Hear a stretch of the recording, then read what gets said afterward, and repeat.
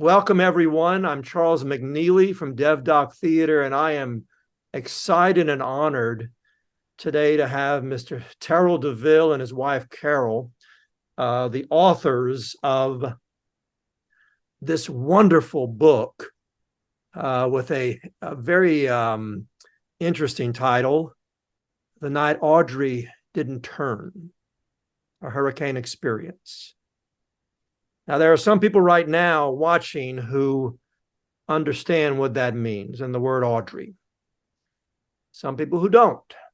And that's why I'm honored to introduce Mr. Terrel DeVille and his wife, Carol, and to hear about Terrel's story and also writing this book.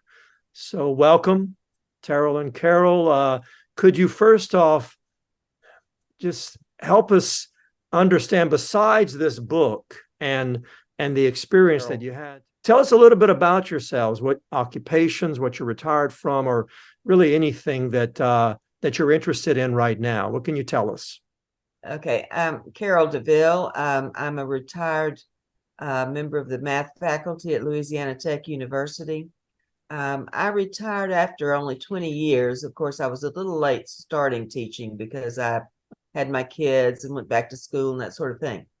But I taught for 20 years, but there were other things I wanted to do in life. And one of the things I did want to do was to write.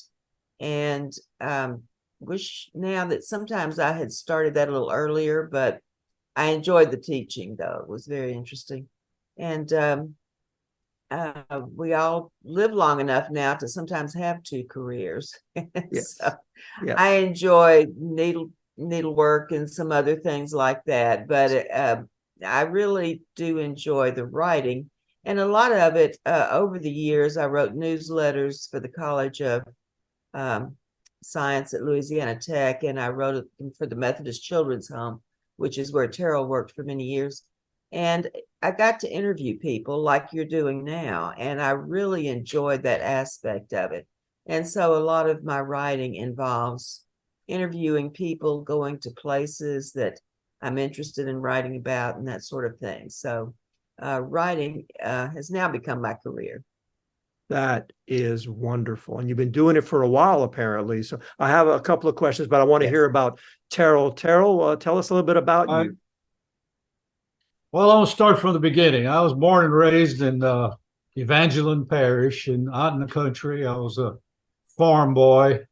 We raised cotton and rice and sweet potatoes and stuff like that until I finished school. The thing I didn't know that I did not want to do as a grown-up was to pick cotton anymore. And so I decided I was going to go to college. Yes. And it has been quite a journey that I've been on. And I don't know any other way to express it, but to simply say that it was designed and led by God, honestly, beginning Amen. with where I was born, the experience I had with Hurricane Audrey when I was 13, the way that I wound up at Louisiana Tech when I was 17, and eventually graduated, and thinking this was in the heart of the Vietnam War, knowing that I was going to get drafted, and I signed up to go in. Turned out I got 4F, which I had no clue what hypertension was, but apparently I had it. So I stayed and wound up spending all of my entire grown-up years in Ruston, Louisiana. Never dreamed I'd be there. Wonderful town. Wound up, yes, and wound up being in the just the dream job that I could never have dreamed of. Myself, which was eventually directing the Louisiana United Methodist Children's Home, which is grown considerably from its old orphanage days, which started in really 1902. I became the executive director in 1973. I retired in 2011. So I've been retired now for almost 12 years. Nice. And the two passions that I've had my entire life have been to care for children, specifically my real interest was the adolescent children who were dependent, neglected, did not have a real opportunity because I was given life, or my life was spared the way it was. I felt that I had this calling, this purpose. So that was my first passion. My second passion has been duck hunting all these years because I grew up in South Louisiana. And Oh, so I yeah. still pursue. I'm still pursuing both, even though that Nice. I am retired today. Nice. Well, All Terrel, right. that's a wonderful story. I do have a question in a few moments, Sure. but thank you both for sharing that. Carol, it's not very often that you find someone who is able to teach math at a level that you taught at a university and also write. Did you get an English degree also, or how did that happen? Well, my minor was in English. Okay. I was in math education and English education, and then I went on into just straight math when I got my master's degree and wound up on the faculty there. And but I will say I read the whole time I was growing up, and really pretty voluminous books for a very young kid. Sometimes Boy, that It that just happened disappeared. perfectly. I Yeah. was in the kind of in a pause, so that worked. But so yeah, thank y'all for introducing yourselves and a little bit about some of the most important things in your life. So let's get on to this book. I guess the first question is, what motivated you? Why did you, both of you? This is a question for both of you. What motivated you to write this book at the time that you did? It was published in 2017. What was it about at that time, or was it something that just you've been thinking about for years, since 2011 when Terrel, you retired?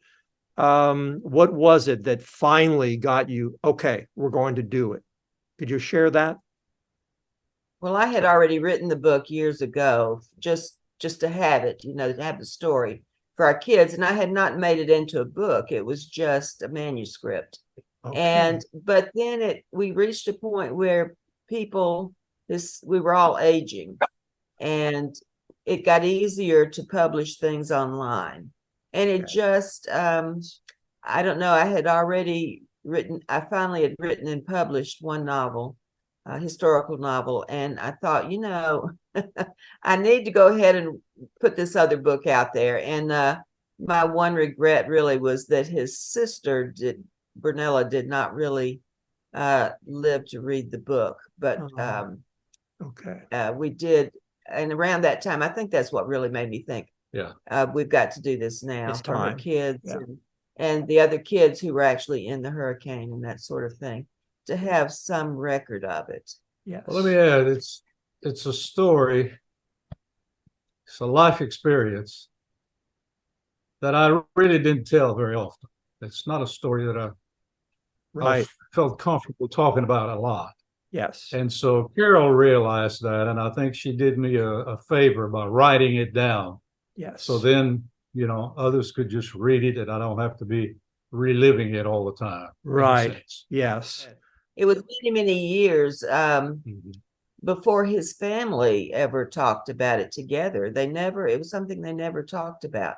And so I don't even know when it was, but we had been married many, many, many years before we were actually all together, and they talked about it for the first time. And that's an interesting thing about people who suffer such terrible disasters. Of course, there was a death of a child and that sort of thing, so it was hard for them to talk about. And I was glad I was there since I was reporting what happened, and I was able to ask a few more questions, get a few more answers. Go ahead. I've come to realize that experience really influenced my whole purpose in life beyond that point. At the time, I didn't realize it. Right. But, at the age that I've gotten now, and I look back on how things evolved in my life, and I see that this was a critical piece in directing really my entire life, in a sense. Yes. and it does come out in the book too. It's Yeah. Yeah, that I was can see how that guided you to become Mhm. what you have become and what you chose as a vocation for life. So yeah, the book definitely handles that well. So yes, it's the book is actually three stories. The first one is Hurricane Audrey. Then there's a couple of others about an event in your life involving a tugboat, and another one about Right. a flying motor.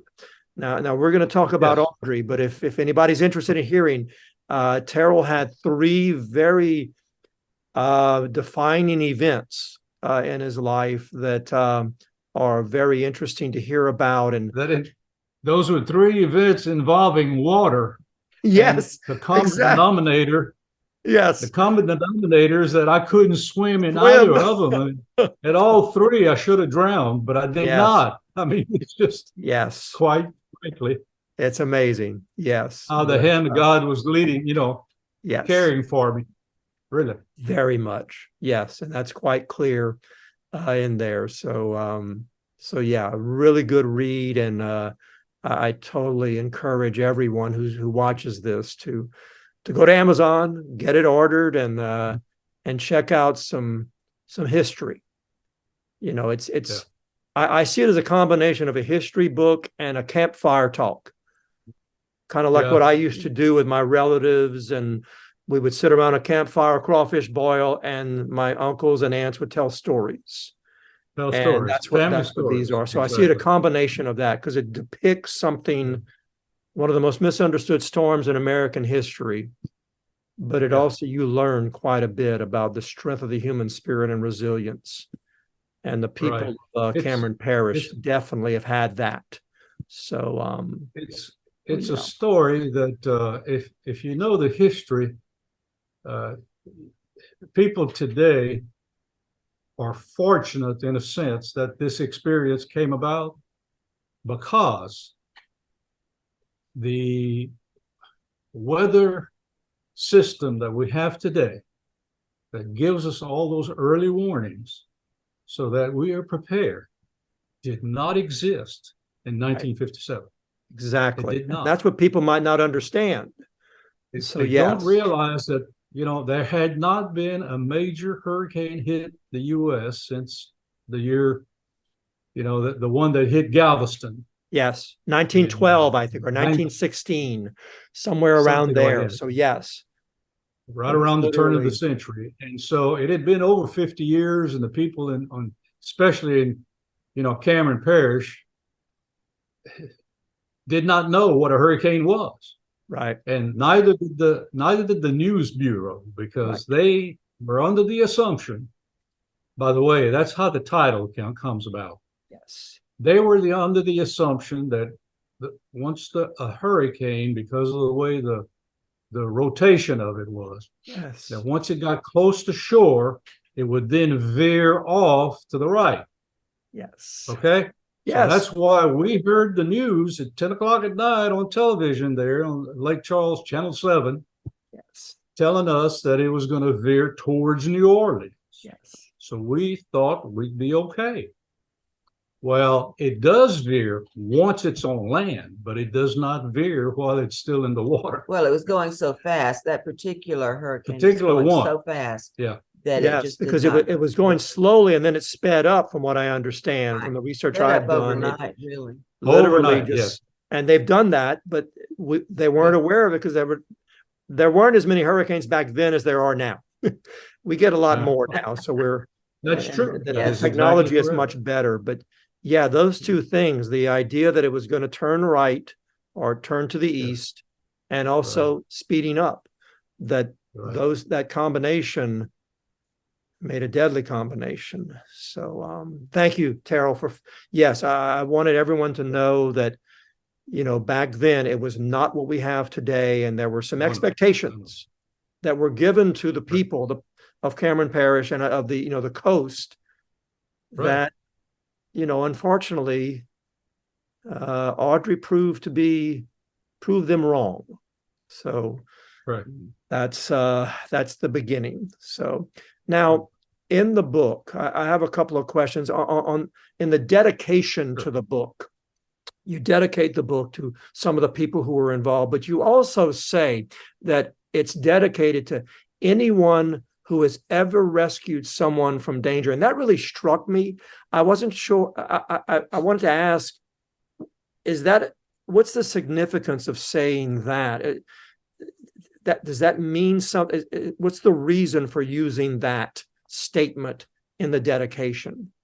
Well, it kind of exemplifies what I've always tried to do since this experience. I remember how at one point while I was waiting to be rescued, I thought that I would not be rescued because I had seen the seaplane come up to a point to where I thought it would have seen me and it would have come down and picked me up. But no, it flew away, and it was a couple hours later before it came back. But during those 2 hours, I was really desperate. Yes, those are probably the worst. I mean, and there was a lot of things that happened to you that was not good, but that was probably the worst 2 hours of the ordeal. And I remember that in the book. And when they actually spoke to you whenever they picked you up, and you discovered that they did see you, and they had to go pick up someone else. They saw someone else in greater danger, right? Is that what I'm remembering? Right, that's correct. Oh, yes. Somebody was worse off. Yes. But because I don't know, I can't remember all the words of the book, but that's fine. At the time, I almost drowned because I tried to cross an opening there in that levee that I could not go by. I did not realize the pressure of the water as it was receding from the marshes going back to the Gulf. Going back to the Gulf. Just exactly. Huge underwater current. Yes. And it almost took me. And there you go about my not being able to swim. So many. Anyway. So many instances. So yes. But those guys who rescued me, I wanted to recognize that. And we've had so many experiences in the last 100 years. It seems like since then, even though it's only been 70 years, 75 years or whatever. Anyhow, lots of people need to be recognized for volunteering to save lives and to go out and risk their lives for others. And even, we can talk about this now or later, but the tugboat that found your sister Bernella, that they disobeyed orders. They went out when they were told not to, and luckily found little Ronnie and Bernella and Bernella in the middle of nowhere. Exactly. Yes, a Grand Lake. I mean, that's called Big Lake also, and I mean it's huge. Yeah. This was like 27 miles from where the house was. Yes, and that's not where they were necessarily been looking to rescue people. Yes, so. Amazing. It was so many godsend, no miracles about it. That absolutely, yes. Absolutely, yeah. But thank you. So that saying, anyone who has ever rescued someone from danger, that really defines somewhat of what you have been doing for your life, and so that's a significance. And I viewed that. That's great. I viewed that with working with the children that the thousands of kids that our staff have worked with. Yes. I used that, to value what they do and to in my training process. Yeah. Yes. That's wonderful. Thank you.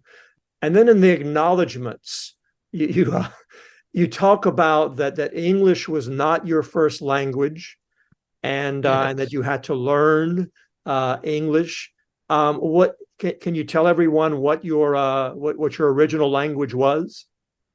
Well, it was Cajun French. French from Evangeline and Ville Platte and all that. Yeah, that's the last diehard of really the French language.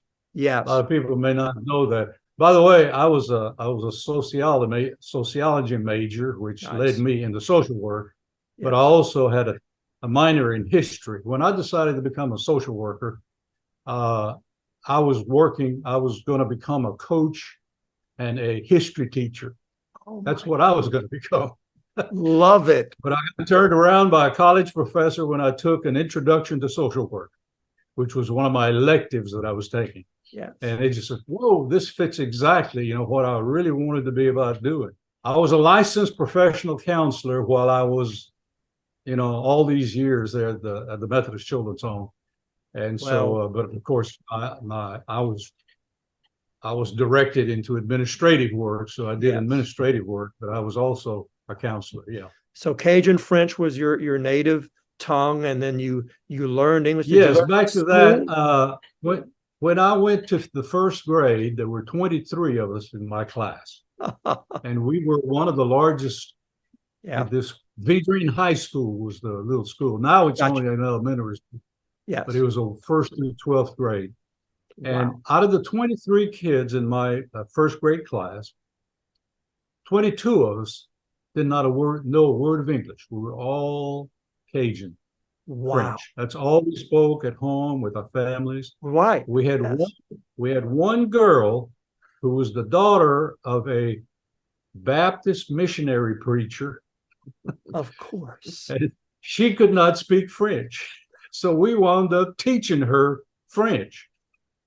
That is perfect.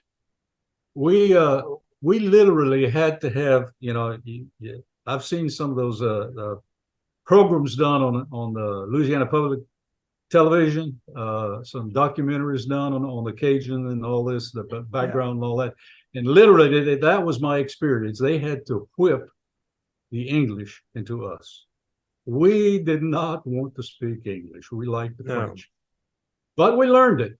So I still tell people today that English is my foreign language, even though love that. Yeah, French truly is my first language. Yeah. And as a teacher, go ahead. Yes. You may not be aware of is that Sue Laverne, I believe, also didn't speak any English when she started school, and she's probably one of the youngest. She's the last to be, to go to school with French as their first language. Right. I didn't speak to her about that, but yes, probably is. And just to identify, Sue Laverne is your niece? She is my first niece. First niece. Okay. She was the oldest. Actually, she was the oldest daughter. Oldest daughter of Gussie and Bernella. Bernella was your sister. My sister. And Sue Laverne, she was the last name. Was that Sue Fontenot? She was a Fontenot, yes. Fontenot. Gussie Fontenot was her father. So it was Sue Fontenot in Cameron Parish. Now it's Sue Laverne in Ville Platte. And and she was also a part of this story that we're going to go into in a minute. And and as part of your story begins with her, but unfortunately during the storm, the family was separated. And you went with one part of the family, and then Sue and her dad and her sister and one of her brothers went and wrote it out on a tree. And so you can find that. Yes. We have that story of Mrs. Sue Laverne on our DevDoc Theater website. It's devdoctheater.org. And just to make a connection between Mr. Terrel and Mr. Terrel and Carol's book and the story of Audrey, his story of Audrey, Miss Sue Laverne's story starts out pretty much the same and then veers in a way because the storm separated not just families, but homes from the ground and many other things that devastated the area. So yeah, thank you for bringing up her name, and I hope that people not only get your book, but also read her story. That's on our website, and you can get a better picture of that event. So we'll get to it at some point, but let's start talking about June 27th, 1957. Now, Terrel, you said you were from Evangeline, which is not on the coast. What were you doing in the area of Cameron Parish whenever Audrey hit? Well, Gussie and Bernella, my sister, and her family, of course, had he had been a farmer for several years, and then he decided he had now a pretty large family, and farming was not the best way in the world to make a living. So he got the opportunity. He was rather still young and got the opportunity to go to work for Louisiana Bayrod, which is a chemical supply company for all offshore and drilling in the marshes and everything. Yeah. And they moved and were living in Cameron, actually in Cameron Parish, but the city of Cameron. Okay. And in Cameron Parish, you have the city Yeah. of Cameron, which is the largest metropolitan area, but then you have places called Grand Chenier, Oak Yes. Grove, Creole, Little Creole. Chenier, all these areas that are a part. Petit And Chenier, La Grande Chenier, and all that. Yeah. yes. And Cameron Parish, land-wise, is one of, if not the biggest parish in the state. Large one. It covers It's more mostly land marsh. than I think any other, maybe it's Yeah. first or second. And these are little villages, little communities. But Cameron is, Correct. The biggest. Correct. It has a courthouse, and many people rode out the storm there. But I wanted to give people an understanding of what, when you talk about Cameron Parish, that's Right. what the communities were back in 1957. I'm sorry, Terrell, go ahead and continue with what you were saying about that time.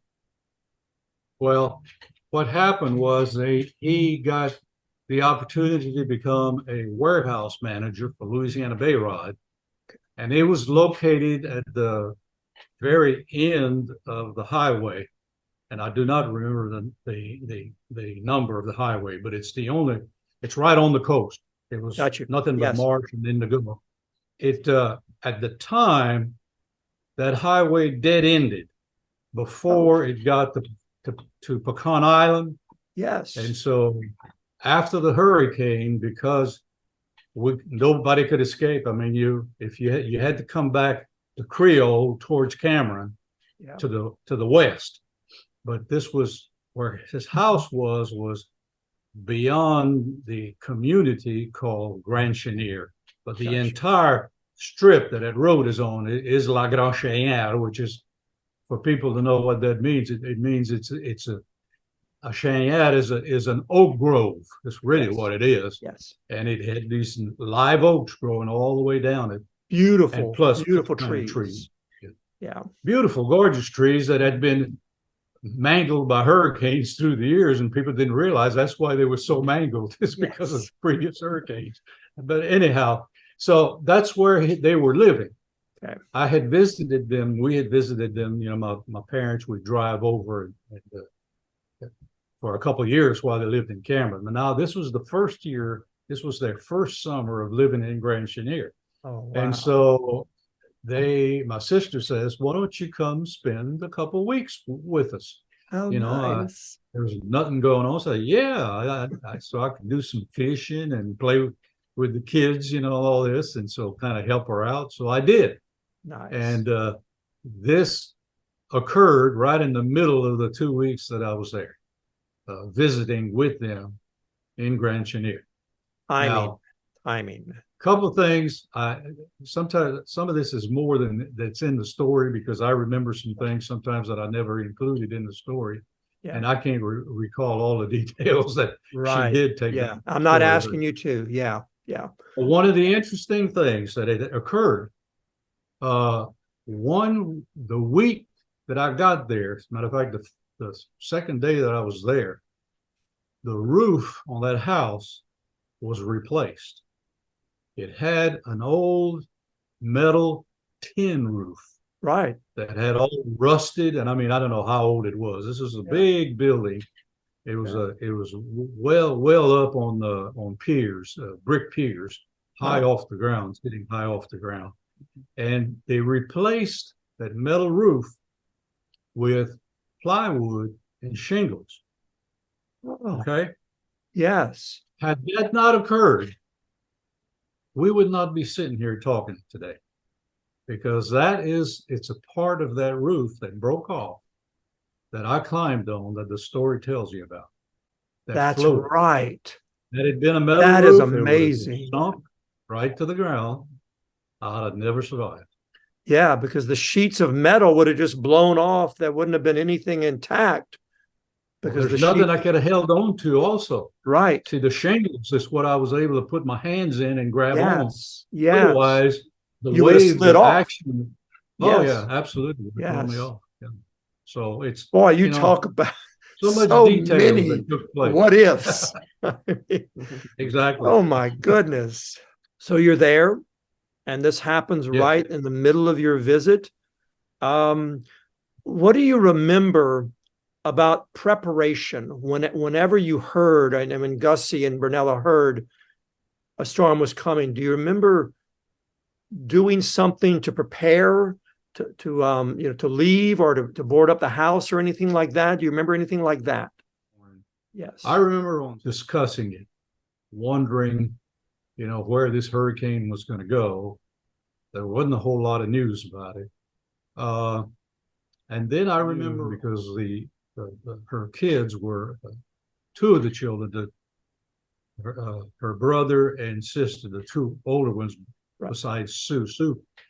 The three of them were going to some school event. And I can't remember the details, but that morning, my sister took them to the school that was in Grand Chenier. And Grand Chenier was just past the Rockefeller Game Reserve headquarters. Right. Which Rockefeller headquarters is still there. Yes. Yes. And I remember riding with her and picking up the girls and her stopping at the Rockefeller Reserve just to look at the water level on the piers. Oh. Wondering, she had heard that the water would rise if a hurricane, once it got close, it would bring the water up. Yes. This was unknown. It was but she just wondered. And I remember observing she says, well, the water hasn't come up yet, so it must be all right, And that was about the extent of the concerns. Well, we went home and we had supper that night. And when Gussie, her husband, came in from work, he mentioned that he had heard, from his company that this hurricane was maybe causing some serious problems and damage and everything. And so he had locked up the whole warehouse and batted down the whole thing. And so he was, I heard him and Brunella debate, should we leave tonight? And, so he called one of his friends that lived down the road. He lived in Creole. Okay. And I remember them talking, and they decided to wait it out till in the morning. Right. Because if it was going to turn, everything was going to be fine. Right. And so if it wasn't, then we'd drive and get out of there. But the only way we could get out was to drive to the west, to head towards Creole, right, and then hit the highway straight on up to Lake Charles. Yes. Well, that's not in the story, but let me add you that friend that he talked to that night before. There were 29 in that family that gathered in Creole at his friend's father's house. The 29 people in one home. 29 people, the whole family together. Okay. I had met a 12-year-old. He was just a year younger than me, and we'd kind of become friends during that first week that I was there. He was the only one who survived. 28 of that family drowned there in Creole, passed away. Okay. Yeah. I mean, that gives everyone a sense. Yeah. Tragically. But yeah, that was the devastation of Audrey. So we went to bed that night. I remember watching the news. Weather newsman said that all indications are that it is not coming very fast, and that it's slow moving, and it's going to turn before it gets to shore, and it's going to head towards New Orleans. Yes. So we went to bed thinking that's what was going to happen. All good. And then I remember being woken before daylight. Okay. And us getting in the car, and we drove about maybe half a mile. And we could not go anymore because the road was on the water. the power line was down, the trees were down. Wow. It was just an ocean in Yeah. front of the highway where we were. Yeah. And so we had to come back. We had no choice. We Right. couldn't drive the other way because it was dead ended in the Dead marshes. end. Exactly. Yeah. We just came to the house and watched the water come up. And when it got to the porch and entered the house, we climbed into the attic. And then when it got to the point where there was so much buoyancy on the house started floating. And Yeah. as the story tells, what happened was we knew it was floating. Right. And you could feel it. And then Okay. when it hit the trees behind where the house was, it hit the trees, and then everything started disintegrating. And that's when there was a window in the eave of the house, Yes. and the house had twisted around. There was a tree right there. This kind of tree was holding it. Yes. And so I was handing the children to Gussie, and he was putting them in the tree. But each time I'd hand him one, I was further away and breaking more. And Yes. so eventually I could not. The fourth one, Yes. the fifth one, the 18-month-old, my sister had Right. him in her arms.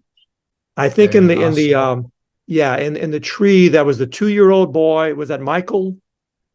Michael. That his name? Michael, And then yes. Wilda and Sue. Wilda and Sue and Those- Gussie. They were the ones Those in were the the tree. three.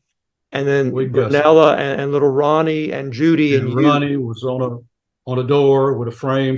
I could see her. It was like she was just, floating away, moving a lot faster than I was. And I could not get to Judy. When I reached for Judy, I saw her going down. She was holding on to the television antenna, metal pole. And I saw the pole go down, and I lunged for her. And that's when I realized I couldn't lunge for her because my hand was stuck. Yes. When it finally came loose, I went under, and then I was underwater, and I couldn't do anything. And Yes. like I said, that's where, experience that I would not tell people because it takes a while. I know. I didn't think they would believe me. I understand. But sharing it now. Underwater. What's that? Totally underwater. Yes. Standing as if I was standing on solid ground, firm ground. I don't know what it was. Whether it was a limb or part of the house that was under me, it could have been the wall that was standing on or whatever. And I heard this voice tell me, jump up. Very clear, very loud. So I jumped up. And when I did, about 12 inches from my face was the roof. Had it been a few seconds later, I'd have hit under it. Right. Or maybe earlier, I would have hit under it. Yes. So I was able to climb. Timing. Yeah. Yes. Pull myself on. Yeah. Yes. Another miracle. And Absolutely. Just so there many. are lots of stories like that. I'm not Yes. the only one. There were Yes, many I others know. Yes. in this experience. Had the same Someone, experience. Yeah. someone wanted you to do something else with your Right. life. And so Yeah. that's- Absolutely. No yeah. question. Well, thank you for sharing that. I know that story is very difficult and deeply appreciate you sharing. And it's in the book along with many other things that that you haven't gone into, that really it paints when I say wonderful, a very descriptive picture of that experience. And so Carol and Right. Terrel, that I'm hoping that many people see this and get the book, because not only the Audrey story, but also the tugboat and the flying motor, they all speak to something very powerful for the human spirit, as well as something a bit higher up. And That was there's no spirituality. question. There was a guiding hand there that was taking me beyond my loving guiding capabilities. I'll hand. tell you that. Absolutely. Yes. Yes. Absolutely. But that's Yeah. And finally, as far as, the aftermath, well, actually, while you were Yeah. alone, because you were separated from everybody, I really enjoyed reading the part where you're on, I'll call it the island. I think you call it the island. I don't know. It was a high point. There were It was a little bushes. island, yeah. Yes. Terrell, could you maybe give the viewers a little sense of the menagerie of wildlife that you had Oh God. on this island? Yeah. Just a little hint of it, of what you experienced from the wildlife. We were all trying to survive. I tell you, we were just kind of You and the ignoring each wildlife. other. Y'all were all Yeah, just that's right. trying to. Yeah, when that was the only thing in sight. I mean, it was nothing but water, and I could see it from a long distance as I was coming towards it. And there's just this one little dark spot. And I call it a raft, but it was a section of the roof, is what it was, that broke off. I'd say probably 25 by 25 feet in size, and it was right in the middle of it. Yeah. And it just dead centered that little island. Another amazing And- moment. Yes. Mhm. Yeah. Because you could have gone And, anywhere. I mean, everything was yeah. underwater. It was just water everywhere, and you went to No other this. place. It dead centered it exactly. It's And amazing. so otherwise, I don't know where I would have wound up. Yeah. But I tell you what, I wasn't gonna. I got off of it eventually. At first, I didn't want to get off of it Right. because I feared the water was still rising. Yeah. And this island was not but about a foot above the water. As a matter of fact, the water was lapping over in places, and so I didn't want to leave my raft. Yes. That was my life raft anyway. But eventually, I saw that it was not going to go away, so I did get off of it. But there were 4 Brahma calves. I mean, big old Brahma calves on the island, and they were bawling for their mother, mothers, I guess. There were all kinds. I mean, it was like a zoo. Every type of bird you can imagine, from egrets to herons to little songbirds, all kinds of colors. It was just unbelievable how A many lot of them life. there were. There was life there. And so, Snakes. yeah. Oh yeah, you could see them, but we were all, nobody was bothering each other until in the story when I tell about waking up in the middle of the night when I woke up thinking somebody was cutting my ear. Yes. Yeah, it was somebody with a pair of scissors. I knew that's what my dream was. Right. But it turned out to be a crawfish. I was pinching my ear off. I love that story. Yes. When you were describing it, I was going, what is that? He's dreaming, but it's really, and then the crawfish, I went, yes. So perfect for South Louisiana. That's there were a lot at that point. I don't remember seeing that many crawfish at the time when I was first, got on the island. Yeah. But gosh, during the night you could hear them, and you could, how they make this kind of bubbling sound. Yeah. When live crawfish, if you're on, I could hear them all over. They were all over the place. Yes. Matter of fact, I think I mentioned the fact that I was so hungry I ate 2 of them. Yes. Raw. Kind of I don't recommend that. Raw crawfish. They're good boiled, but No. not that way. It was like chewing sand. Yes. They were not very good. But at least it gave you a little something, and But yeah, absolutely. and you had 2 of them, so sustained you a little bit. So well, good. Well, that was quite a part of the story. And then finally, towards the end, you talk about the reunions and basically walking up, not knowing where anybody is, and there's Gussie walking out the door. That must have been a wonderful moment. And then hearing about, go ahead.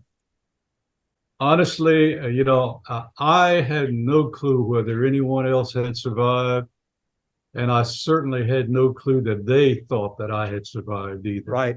We were all missing from each other. Yeah. I was amazed to hear of the experience that my sister had at 27 miles and she with a baby, 8-month old, right? He with- was about 8 months old yes, on yes, a door yes. or some kind of Well, much smaller when she raft. than first you left, had. it was the bathroom door. I remember it because it's just as vivid as today. It was painted blue, a really bright blue color, and the frame around the door was white. And that door frame and the door had broken off from the house as the house came apart. Yes. And she just happened, there it was for her, kind of like me in the roof. She climbed on it and she went until she ran into these big power poles out in the marsh where, you know, to keep them from sinking, they have these big braces, wooden braces on them. That's right. Well, yes. it broke it over and fell over. And so she hit one of those braces, and which was a lot safer and bigger. So she transferred to it, and it kept going Yes. till she hit the coast. The shoreline there of it was right at the mouth where Lake Mermentau. Yeah. Mermentau River in the Grand Lake. Yeah. Our big lake. Yeah. Yeah. Exactly. That's where they found her at 1:30 at night, in the middle of the, yes. the night. Yeah. And almost went by her. I don't remember if that's all in detail, but almost went by her because the motor of a tugboat is real loud. Right. Anyway, yes. I've been on a tugboat. Yeah. And so this was in the middle of the night, still pretty windy, and the wheelman told the captain, he said, Captain he was up. Ordinarily, they would not have been both up at the same time, but they were both up trying to get home in the dark there at the end of the hurricane. And they rode the whole hurricane up that river from Cameron. Yes. He says, I hear a noise. And he says, it's really strange. Captain said it was probably a cow or something. You know, he said, no, it doesn't sound like a cow. So he says, well, put your spotlight on it. So they put the spotlight and they found it. It was just, you know, one of those things. One of those, yeah. Just so many never things. expecting to find anybody. Right. And right. Rescued the two of them and took them in. They were the first ones rescued. Really? This was in the middle of the night. Yeah, they were rescued at yes, 1:30 at night. Right. See, my brother-in-law and the other kids were in the tree, holding on to the tree. Right. And they were unable to get out. He was unable to get out of the tree till the water came down again. And that didn't happen until after daylight. That's right. And for him to be able to get to the road, and then he would come get one child after the other and brought them to the road. And the highway the water had receded enough. Yes. So that they were able to walk from there, which was it must have been 2 or 3 miles to where the Rockefeller Reserve. That was the only building that was the only facility that withstood the hurricane. Yes. And that's where they flew me in when they picked me up. So they were rescued. They knew what they were, you know, that morning about 7 o'clock in the morning or something like that.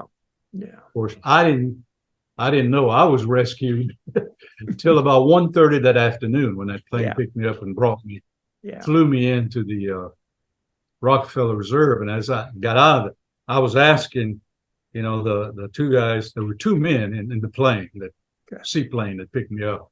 They worked for an oil company. I don't know which oil company it was, but they were out there. I spoke to somebody who used to work for Standard Oil of Ohio. Sohio. Was that the oil company? Do you know? It could very well have been. I'm not certain anymore. Okay. I can't recall. All right. But they brought me in, and I was told later on that they found a dead body not far from where I was rescued. But wow. I can't remember how I found that out, but I was told. Okay. So very close to where you were. Wow. They took us in. I was going to say I started walking from the seaplane. He told me. I asked them if they knew if any of my family was there, and I named them and everything. And he said, I don't know. He says we didn't keep it a name, but he says you go inside the headquarters there. He says they'll know. And so he just asked him. So as I'm walking towards in the middle of the parking lot there in front, Gussie comes out the door towards me, and let me tell you, that was a reunion. Yes, That really was. I can imagine. So I went in, That's- and what struck me later on, I didn't think about it at the time, but how those four people held on to that tree, The 2-year-old boy, especially Michael. Yes, especially that's that 2-year-old. amazing. I mean, Held onto that tree. And I yes, later found out that this tree, I was under the impression that it was one of those live oaks. yeah, It was one of those black locust trees, yes, which are very common out there. And yeah. if you know what a black locust is, they got those huge spines on them. I mean, you Yes. just stickers Well, Sue talked about all that. over that tree. Yeah, And Sue how Laverne they talked about that. survived The that. most difficult part of it for her was the wind, kind Yeah. of blowing things around, and also the thorn, she called them, The of thorns, holding on yeah, because it holding was tree. so painful. But she Yeah. had to, and so yeah, Yeah. she talks about that in her piece, and so yeah, that's boy. That's Thank right. you, Terrell. Thank you Yeah. for filling that in, and the reunion, I'm sure, was quite something. So Yeah. so yeah, that's the story of Terrel DeVille. I was going to say they offered me food, and the milk was spoiled. Oh no! I have until this day I cannot drink spoiled milk. Oh, There's no way. I If can it's got imagine. any possibility of spoiled taste to it, I Yes. cannot stand it. Oh, that's terrible. Oh, goodness. Yeah. Well, Carol, thank you and thank you for being so patient. What was it like for you as you were recording this and putting things down? What was that process like for you of writing the book? Well, it was slow, and of course I had to have him tell the story a few times.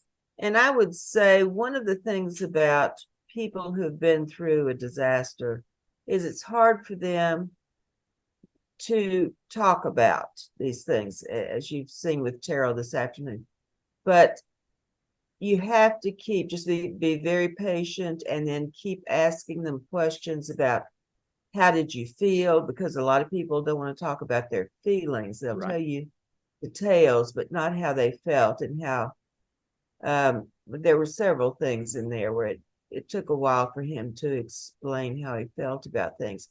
And the fears, of course, he was totally alone, had no idea what had happened to anyone else. And that, is a part of the psyche when you're going through a disaster like that. So often you don't know where anyone else is, what's going on. How long is this going to keep going on? You just don't know how long you have to keep going.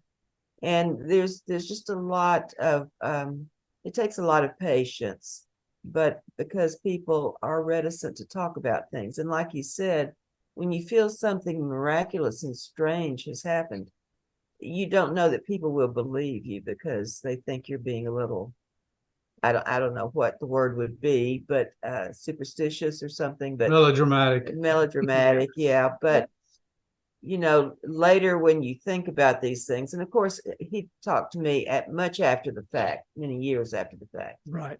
And but he had told me the story several times, and of course I knew the details.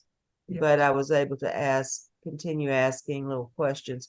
There's still some things I've learned this afternoon as he talks about some of the things that were not in there, and he will always probably remember more things that he's still not talked about. Yes. You don't always remember every detail every No. time.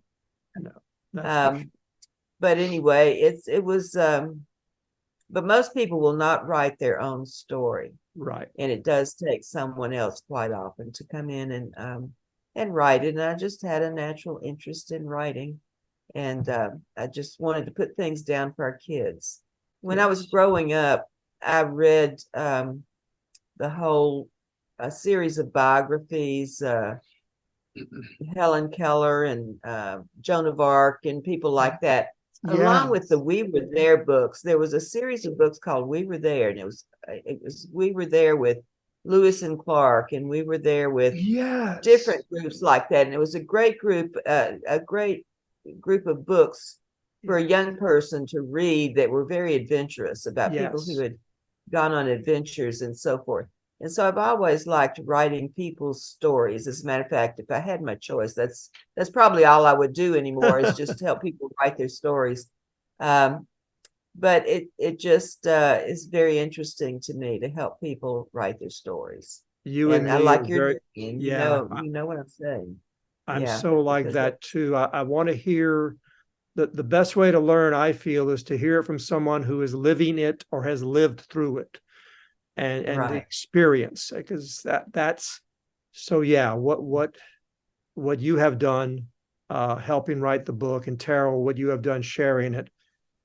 I mean, it's doing everything that the most powerful part of what DevDoc Theater tries to do, is committed to, is preserving history, understanding the misunderstood, and basically giving you a chance to explain how an ordinary human being can do something extraordinary by overcoming this incredible challenge. And that's what we're going to try and do. And Carol, thank you for starting that. This book is, like I said, I read it twice. I'm going to read it some more. I'm going to give it to my daughters and family, and make sure they're aware of it. And this right here, what we're doing right now, once we put it out there on, our website and YouTube channel, there's no telling. People from hopefully all over the world will be able to see the experiences, not only this one, but others. And sadly, we haven't quit having hurricanes. And Yeah. so there's still No. people going Okay. through these Many things. people. I had a student who started that semester. She started at Dillard University in New Orleans, left and came to McNeese, where I am. We got hit by Rita. She moved to Florida, and I think Hurricane Wilma hit there. So she had 3 hurricanes in one semester, and she Oh my completed goodness. the semester. Whenever my students come to me and said, "Oh, I can't," I tell them that story and say, "Look, you are stronger than Right. you know. If you're met with challenges, keep trying." And I use that as an example, and that just was incredible for me to hear, and I wouldn't have believed it unless I'd met her. Mhm. And so Right. Right. so yeah, that was pretty amazing. And it just goes to, human spirit. And we don't realize how strong we are until we're put in a situation where we're forced to show it. That's true. And That's I'm right. finding that in a number of things that we're doing at DevDoc, that we're finding people who are discovering their strength and Yeah. they didn't think they could think their way out of something, and they did, because they were That's Yes. right. That's put right. in a situation where they had to focus and survive. So, but As long as I'm you got glad hope. yes. Yes. Now, Terrell, one more question before I ask you if there's anything else. You mentioned you've got this thread through this book that, we talked about all 3 things having to do with water, Right. and you not being able to swim. But in the last part of the book, and I love how you title that last section. It's a page called "Words from My Grandchildren." I love that title. But in it, you say that you did finally learn to swim at the age of 30. First off, when I read that, I went, "Why then?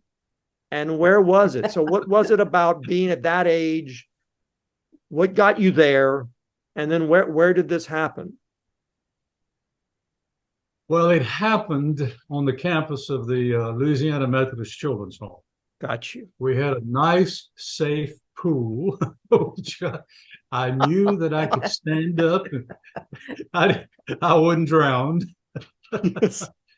And I made the decision that it was long enough. I needed to learn how to swim. I made Nice. myself learn how to swim in this nice, safe environment. Yes. Yes. Who taught you? Yeah. Was it one of your coworkers or?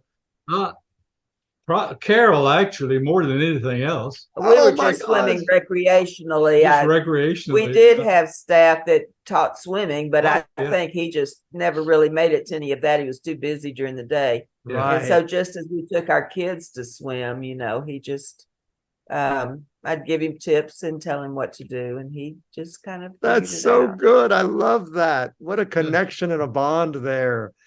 Yeah. Well, that's what that was my question when I read that. I went, why? How? Okay, that's excellent. I love that, but I even love it more. Well, with all these experiences, I have never feared being on water.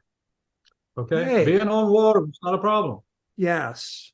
I did not want to go in the water. In the water. In the water. If I couldn't see the bottom, I didn't want to go in the water. No. So Yes. until I took care of it in my own mind. I said, Yes. okay, I can do this. That's So I did. excellent. Well, And I'm I've been in water now that I couldn't see the bottom outstanding. because I can So swim. the fear is slowly being whittled away. That's right. So That's true. very Yeah. nice. And I as y'all were, Carol, as you were describing that and kind of giving him hints on how to swim, I wondered how did y'all meet? What brought y'all together that ended up in, Oh, so many wonderful things and this book? yeah. Would y'all be willing to That's- share that? Oh, sure. Let me tell the story. I love to tell. That's a story I don't mind telling. After I graduated from Louisiana Tech, I believe I mentioned somewhere there in my early introduction that I signed up to go into the military because I knew I was going to get drafted. Yeah. Well, I was 4F'd. Yeah. I went home. That professor that I mentioned that had talked me into getting into social work calls me up and he says they're opening up an office for economic opportunity, which is part of the Lyndon Johnson's War on Poverty, if you'll remember, 1967. Yes. He says, if you're interested, they're opening up an office here in Ruston. He says, get up here and interview. Okay. So I did. I went to Ruston, interviewed, got hired on the spot, went home. I had no transportation. Well, my father took me to the auto dealership. The guy says, here's your car. So I bought me a car, drove up to Ruston, moved there, and enjoyed. This was my first position in social work, but I was working with grown-ups. Yeah. Well, in the process of doing that, I was coming back to South Louisiana every weekend because I'd graduated from college, but I was living with some of my fraternity brothers. I was in a fraternity when I was at Tech, and so we lived together in an apartment. They talked me into staying one weekend to go to a football game because there was really going to be a big party at the fraternity house after. All right. They says, you got to stay. I says, well, I don't know anybody. I don't have a date. I don't go to Tech anymore. So one of the guys says, well, my girlfriend can get you a date. And somehow they connected. And I got a blind date with Carol. Well, it turns out to be, it was Mother's Weekend at Tech. Football game, and every year there was a tradition. On this one weekend, this was in October, the mothers of the daughters would spend the night at the dormitories with them and would go to the football game with them. I had no clue who my date was or that she had a mother with her when I picked her up. But I did ask, I said, now he knows I'm going to have my mother with me, right? And she says, oh, yeah, everybody knows, the girls have their mothers with them, but he didn't. No. So I tell folks, after about an hour of being together, I fell in love with her mother. That's what did it. That is a great story. So we had a great time. Yeah. Took her mother back. A couple of weeks later, I was talked into staying to another ball game, and the guy, I says, well, I don't have a date. So my friend says, well, what about the girl you took your mother with? I had a mother with? I said, "Oh yeah, well let me call her." So I didn't know whether she'd go out with me a second time, but Right. she did. It was the end of it. That is wonderful. Well, congratulations, boy. So many coincidences and just chance meetings and just chance things that happen with this. You can look at Yeah. it as pure coincidence, but based on what I've heard, I think there's something else that was Yeah, a part there of are this. other twists in the life story that Yes. it's just not Yes. happenstance. I can tell you Yes. for a fact. Yeah. There's something, a higher So power anyway, that is helping with this. here we Well, are today. everyone, here's the cover and the title. Please order it. It's on Amazon and just a wonderful read. It's just as you probably figured out from listening, that Audrey story is an amazing look at resilience and the human spirit. And the other two, just wait. They're also quite enjoyable to read. So I hope that you enjoy once you get it. But Terrel and Carol, thank y'all for sharing this. But before we go, this is your story. So is there anything else at this point that you would like to share or talk about before we say our goodbyes? This has been a real pleasure writing this book and the response to it. And like I say, I think one reason we've had a good response that's continued really. I wouldn't say it's a bestseller, but it is my one book that does continue to sell a little along, is that we have not quit having hurricanes. And it doesn't seem like we're going to be through with that anytime soon. So it's also in some ways a current story. It's Very much. it's something that people might can glean some little something that will help them if they're in some disaster. Very good point. Yeah, because even though it happened, 66 years next week, I guess. Today's yeah, next Tuesday will be the 66th anniversary. So yeah, it was then and it's still today. So it can teach you much about getting ready and how some things happen that are unexplainable. So so and thank sometimes you. things don't happen like you think they're going to happen. Yes, yes, Um, that's good. Thank you. Terrell, anything that you want to say? I simply want to say I appreciate the opportunity. It's been a blessing and a privilege to be able to share this. I've come to realize that there's an opportunity to witness, to others in sharing my experiences, and that's been my life's work in a sense, is to be able to assist others as I've been assisted along all my life. And so, like I said, it's truly a blessing to be able to do that, and I thank you for making it possible. I had no idea that this is something that would even take place. It's like all these other experiences, it's kind of a godsend, and we thank you.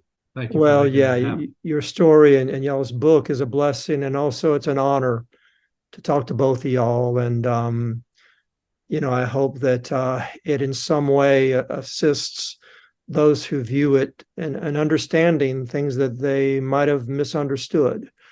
But I deeply appreciate you sharing this, and I know it has been difficult. And Carol, just your ability to put it down on paper in such a way that is very descriptive and just very helpful to understand what Terrell went through. And Terrell, just to make sure, you were 13 years old, is that right? I was 13 at the 13 time. at Yes. that time. Okay. 13. So yeah, truly just a wonderful testament to the human spirit. And thank you all very much. To be continued. Who knows what tomorrow is going to bring? But I have a feeling that whatever happens, we're going to be taken care of in some way. and we have other people who Well, I will would take care hope of that- us also. No, I was going to say, I would hope that this may encourage others to share their stories too. Very much. That Let's would not be, lose yes. anybody's stories. That, Right. yes, that would be very helpful. Thank you, Terrell. I'm gonna.